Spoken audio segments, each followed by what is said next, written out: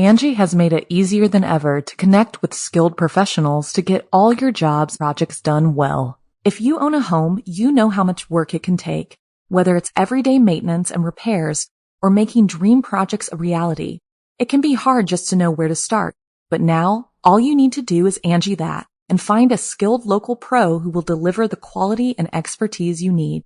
Angie has over 20 years of home service experience, and they've combined it with new tools to simplify the whole process. Bring them your project online or with the Angie app, answer a few questions, and Angie can handle the rest from start to finish, or help you compare quotes from multiple pros and connect instantly, which means you can take care of just about any home project in just a few taps. Because when it comes to getting the most out of your home, you can do this when you Angie that. Download the free Angie mobile app today or visit Angie.com. That's ANGI.com. To new friends. I don't find them that pleasant to be around. This Friday, I guarantee you won't want to leave. Speak No Evil is filled with teeth-clenching, seat-clawing suspense. Something's not right with him. I've always wanted a family like yours. James McAvoy will scare you speechless. Oh! You're gonna kill us. We're just sad to see you go. Speak No Evil. Rated R. Under 17, not admitted without parent. Only in theaters Friday. Making the Cut. I'm Jason Horton. I'm Rebecca Lieb. And this is Ghost Town.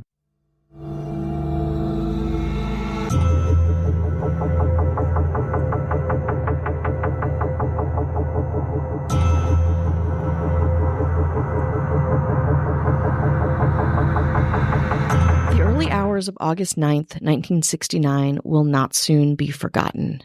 It was that night on 10050 Cielo Drive in Benedict Canyon that Charles Manson led Tex Watson, Susan Atkins, Patricia Krenwinkel, and Linda Kasabian to kill pregnant actor Sharon Tate, Abigail Folger, Wojciech Frykowski, Stephen Parent, and Jay Sebring.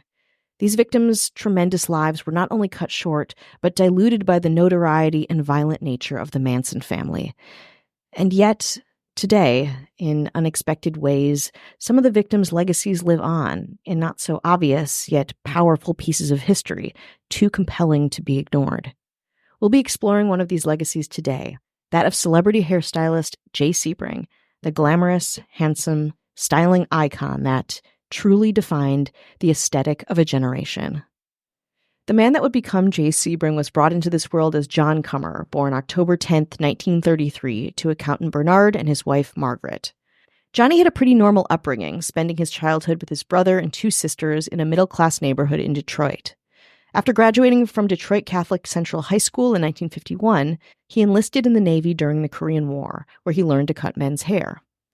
Though he was a mere 5'6" and 122 pounds, Sebring had model good looks, what we'd call a short king with big ambitions.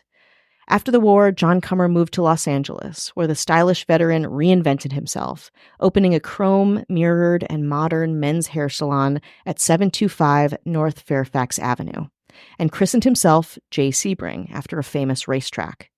He stuck out like a sore thumb in the industry. At this time, barbershops were still a bit medical, with red and white barber poles and old men waiting for their close-cropped coif.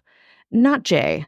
Almost ushering in the 1960s, Jay Sebring would pop out of his Mustang Cobra in straight-leg hip-hugger jeans, a beat-up chambray shirt from Fred Siegel, and got to work. On his 27th birthday, October 10th, 1960, Sebring married model Bonnie Lee Marple in Las Vegas, a union that would end 3 years later in true Hollywood style. No doubt the relationship ended in part due to his over-the-top lifestyle. Sebring's salon had a secret entrance and a private styling room, not just for his celebrity clientele, but for his many lovers. Sebring's star kept rising and the times kept changing. The stylist famously layered men's hair. Game show host Bob Eubanks, himself the son of a barber, called the breezy short shag the, quote, Sebring look, and wrote that every young man waiting in line at a Hollywood nightclub had it. And Sebring's star, again, kept growing. Regulars included Kirk Douglas, Paul Newman, Frank Sinatra, Sammy Davis Jr., Marlon Brando, and Henry Fonda. Jay Sebring is also credited with creating Jim Morrison's iconic, wavy, psychedelic hairstyle. He styled and was close friends with Bruce Lee and Steve McQueen, The former taught him martial arts, and the latter was always around for a cocaine-fueled night. Warren Beatty, another client, of course, partially based his main character in the film Shampoo on Sebring, another unexpected memorial. Sebring loved it all, doing stints in the public eye all of the time. There's this incredible episode of To Tell the Truth, filmed on January 28th, 1963, where Sebring is the celebrity truther. You can find it online. It is great. Sebring also bought himself a nice house, a mansion on Easton Drive in Benedict Canyon, one with its own criminal history. Not to go off on too much of a tangent, but it was there that Jean Harlow's husband, Paul Byrne, died of suicide about 2 months after he and Harlow had married, and under very mysterious circumstances. You can learn more about this in part 1 of our Chateau Marmont episode if you are so inclined. A friend of Jay Sebring's remembers that when he bought it, he showed him the bathroom where the body had been found and said, quote, "When I go, the whole world's going to know about it." Haunting and true words, are they not? In the late 1960s, most men's haircuts ran for about $1.50, but a session with Jay Sebring would cost up to $25, about $240 today. You were paying for the expertise of Sebring's attuned eye, yes, but also new technology that was very rare, if not downright foreign, in the men's hair marketplace. For example, Sebring brought the widespread use of handheld hairdryers to the States. Then popular in England amongst women, Sebring would use hairdryers constantly to achieve his lightweight layered looks, along with another product unheard of for men at the time, hairspray, to keep his creations alive long after his client left the salon. Journalist Joe Himes, a new client of Sebring's, once arrived to the salon on his motorcycle. When cutting his hair, Sebring asked if Himes would show him how to ride the bike, and he agreed. The next Saturday morning, Himes says that Sebring appeared at his house off Coldwater Canyon in, quote, full tailored black leather down to the black helmet and sunglasses. Sebring rode up and down the street and then asked if he could borrow the bike for the weekend. Quote, "I got a call an hour later," Himes continued. He had an accident on his first turn. The motorcycle was pretty mangled, but Sebring said he couldn't afford its repairs. Instead, he offered Himes free haircuts in exchange. Remember, Sebring was charging $25, a hefty sum for some nice layers. Quote, "Henry Fonda would be there when I went in. There'd be starlets shampooing hair. It was the hottest place in Hollywood in the afternoon. There was gossip, coffee, pretty girls, and the haircuts were damn good. It was worth a few $100s in damage to get the bike repaired." Less than a year after his divorce, Sebring met the woman he'd be eternally linked to, Sharon Tate. We'll get into their deep and complicated relationship after this break. Angie has made it easier than ever to connect with skilled professionals to get all your jobs projects done well. If you own a home, you know how much work it can take, whether it's everyday maintenance and repairs or making dream projects a reality. It can be hard just to know where to start, but now all you need to do is Angie that and find a skilled local pro who will deliver the quality and expertise you need. Angie has over 20 years of home service experience, and they've combined it with new tools to simplify the whole process. Bring them your project online or with the Angie app, answer a few questions, and Angie can handle the rest from start to finish, or help you compare quotes from multiple pros and connect instantly, which means you can take care of just about any home project in just a few taps. Because when it comes to getting the most out of your home, you can do this when you Angie that. Download the free Angie mobile app today or visit Angie.com. That's ANGI.com. Hi, hello, how are you? Hello. How you doing? How's it going out there? We are checking in. This is the check-in. Hello. Check-in time. We want to thank anyone who's listening, supporting us, spreading the good word of Ghost Town. Thank you, thank you, thank you, thank you, thank you. And those mayors, they're icons themselves. They are. They are. They're stars in the sky. And they're stars of the government. Yeah, that's which right. Is the, I don't know, it's the sexier one, right? Yeah, government's way sexier than the cosmos. Yeah. Files and stuff and org charts. Whoa. Love a good org Stop chart. it. Before this mayor was a mayor, they had a salon of their own. Really? Yeah. They were one of the founders of Supercuts. Wow. That's pretty good. It's pretty good. Still Wow. going Yeah, strong. still going strong. You're still making that They're like, money. let me see you do this without me. And they're like, we will. Sure. We can cut a bang. But when you go to Supercuts, it's like, why is there 1 to 0 people working here? Do I stop It's going? abandoned. It's like literally There's like ghosts. one person or there's no people. Yeah. Or you walk in there and you work there. Yeah. It's like, oh, I don't want to cut the hair. Get to work. That's Ashley Matson. Hello. This mayor, a little bit of a fashion icon. Mm. Also a salon. Wow. Was one of the founders of Fantastic Sam's. Yeah, baby. I've gotten a blowout there. Who's Sam? They're fantastic. It's Uncle Sam. It's the I Feel Fantastic Sam's mystery. Yes. They were like, I'm going to go be mayor. Let me see you try to do this without me. And they're like, we will. Mm-hmm. Okay. And Rebecca will keep the lights on. Yeah, always. It's Cat Joselle. Hello. This one's I know it's East Coast because I've gone there when I've been out there. And I still get spam from them every single day, even though I went there once. Uh-huh. But this mayor is one of the founders of the Hair Cuttery. The Hair Cuttery. They didn't even, they were just like, what are we going to do? We're going to cut hair. It's just call hair. I'm tired. Like, this is a factory setting. It's called it's Hair not Cuttery. Glamorous. And I believe she probably knows it because she is from the area, but she may or may not. I'm going to find out. Maybe she'll message me. Is Kelly Meehan. Hello. Surprise, surprise. This mayor also has a salon. It's a lot of hair cutters out there in our government. They were like, let me see you try to do this without us. Like, we'll keep doing it. Was one of the founders of Great Clips. Ooh. With a Z? Nope. Oh. I think that was the thing. It's like, I want a Z. And they're like, no. No, it's going to be dated after. It seems like a good idea right now with the Z, but trust us, it's going to seem dated. They're like, well, I'm out here. I'm going to become mayor. And they're like, all right. Sure. That's Casey Weber. Hello. This mayor's like, you want frills? Get out of here. You want a real barber, you know what I mean? You want to get in a chair, you want to talk about shit. You know, you want to talk about the way the world works, man. You know what I mean? This man is like, nothing to do with their name. It's like, it's called Floyd's. And, why is it $112? I don't know. It smells good. Yeah. But that is misleading. But it's got like, it almost kind of has like is this like a motorcycle club? Is this like a boxing gym? Mm-hmm. And it's like, why is it $112? I know, I'm done. Just for a fade. I don't need a succulent next to the thing. It's just a fade. You're just giving fades. Well, not Floyd, but Matthew Clemens LeRae. Hello. This mayor walked away from a dynasty. Mm-hmm. This one you're going to know right away. You're going to be like, oh, yeah. It's like the Kleenex to tissues, the Xerox to copy machines. You know it. We all know it. We've all been there many times. Unisex Salon. They were like, hair cutter. People at a hair cutter were like, listen, we're lazy. But come on. Yeah. There's those photos, the drawings in the window. They're always like a different styles. They were just like, call it salon. They're like, well, we have. Well, is it for men or women? They're like unisex. Can you just say men and women salon? They're like, how do we shorten it? Like, how about unisex? They just fall asleep. Well, this mayor walked away from it all. It's Marissa Rothermel. Hello. And then our governor. Mm-hmm. Would bulldoze every single one if she felt like it. Our governor is the founder and still owner. Now, this might literally just be for people in Los Angeles, but the billboards are iconic. They really are. And they always change. Mm-hmm. I mean, when you ever see a billboard and you're just like, that's too much.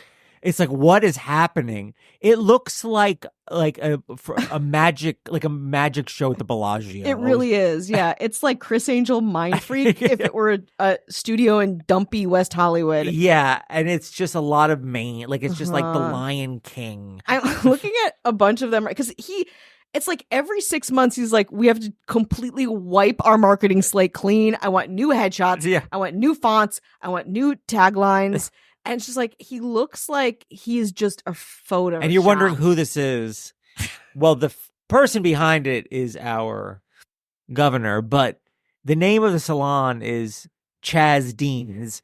If you're not familiar, you shouldn't be. Look it up. We have to see it every single day going down some street. I'm like, it's our burden. Didn't we have really long hair and like a beard, and now it's just like a pompadour? Yeah, it's blonde. He's always like so Barbie blonde. Yeah. cut, color, style, 6444 Fountain Avenue, Hollywood. We should look into this dude. I know. We should do an episode. There's got to be. He had to have Chaz murdered. Dean. He murdered I somebody. think we should get you undercover in a Yeah. Chaz Dean salon. Yeah. I Well, don't know. we'll Maybe, see. maybe. But if you want to thank the person who affords Chaz Dean's different looks every single time, that would be our governor, Avian Noble. So if you want no ads, no chit-chat bonus episodes, just the good stuff, and a great haircut, 7 days free, head on over to patreon.com/GhostTownPod. No, I mean, they already have their own Patreon. Patreon.com/GhostTownPod. Don't go to their Patreon, go to our Patreon. Yeah. They're just probably killing it. They're probably crushing it. So true. We're sending so much traffic to Unisex I know, Salon. absolutely. You want to get back into it? Let's get back into it. We're back in Los Angeles, California in the 1960s. Now, according to Larry Geller, Elvis's hairstylist, who actually originally worked for Sebring, it was another stylist, Jean Shakove, then the hottest women's hairstylist in the city, who first told Sebring about Tate's existence. Are you following? Geller says, quote, Jean was telling us how beautiful this new starlet was, and Jay started pounding the table saying, I'm going to get her. I'm going to get her. Sebring asked his friend Joe Hyams, again mentioned earlier, at the time the West Coast bureau chief and columnist for the New York Herald Tribune, to introduce him to Sharon Tate. So he obliged, arranging an interview with Tate at Frascati's, the then hot Italian restaurant on the Sunset Strip. Hyams said, quote, as I was finishing the interview, Jay came in and sat down next to Sharon. After a while, I left. The next day I called Jay to see how it went, and she answered the phone, so I assumed it went well. The two soon became inseparable, with Tate becoming a fixture at the salon.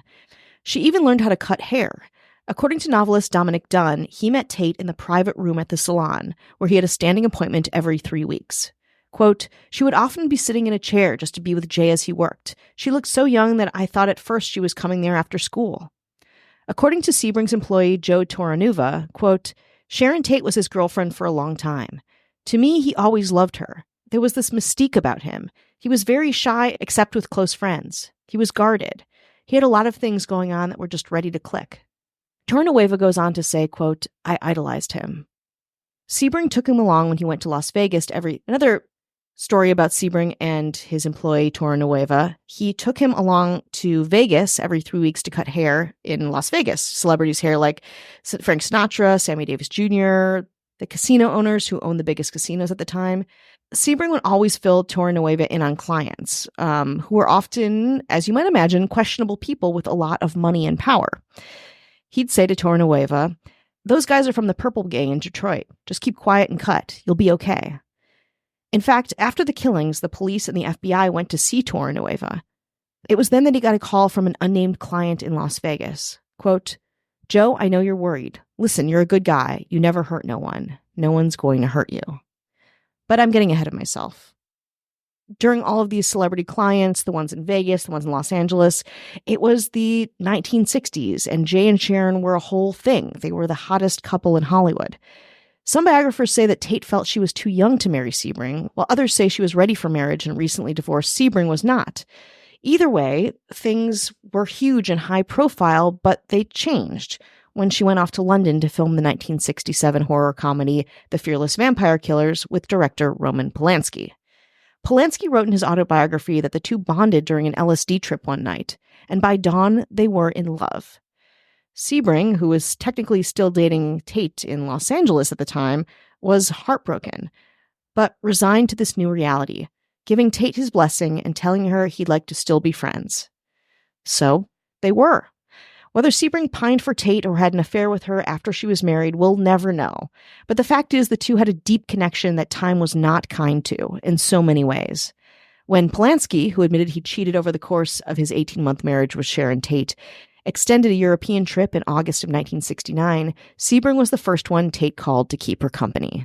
Realtor and friend of Sharon Tate, Elaine Young, remembers this time. In fact, she had been to see Tate the week before she died. Quote, Jay was very good looking. He was crazy about Sharon.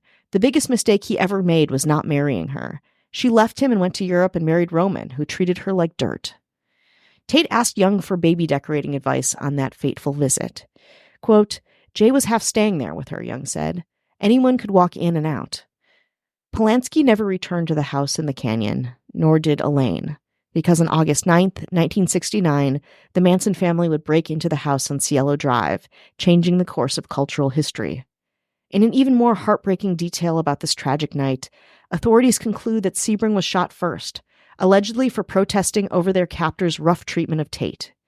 Even facing his assured death, his connection to Tate was undeniable, trying his best to protect her and her unborn child.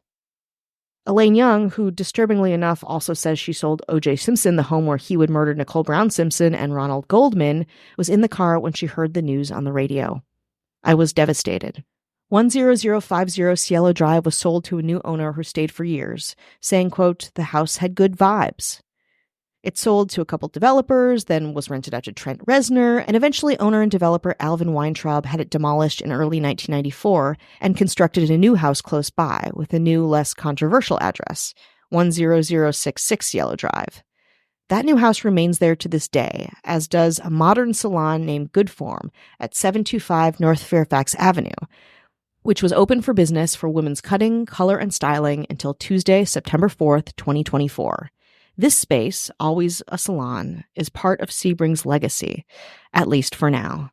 So why is it shutting down? The building's recent buyer, operating as Fairfax Avenue Holdings, LLC, filed an unlawful detainer case to evict Good Form, and they decided not to fight the eviction. And so, after these owners continued Sebring's legacy for the last 65 years, its fate, at present time, as we're recording this, is uncertain. So if you're an LA resident, you might be able to catch a peek at the salon from the outside and imagine a short, handsome man flitting about from his expensive cars to expensive clientele and feel, for a moment, transported to the heyday, the optimism, and the soon-to-be-lost innocence of 1960s Los Angeles.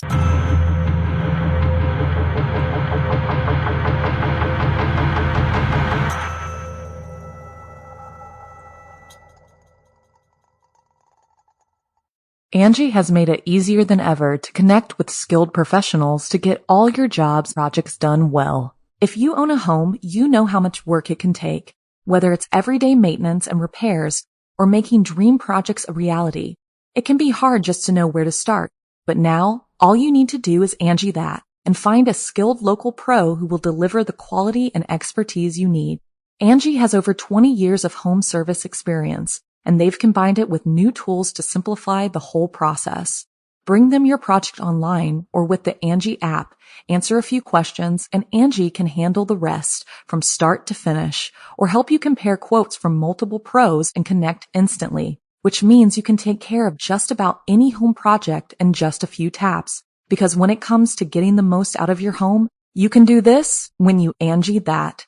Download the free Angie mobile app today or visit Angie.com. That's ANGI.com.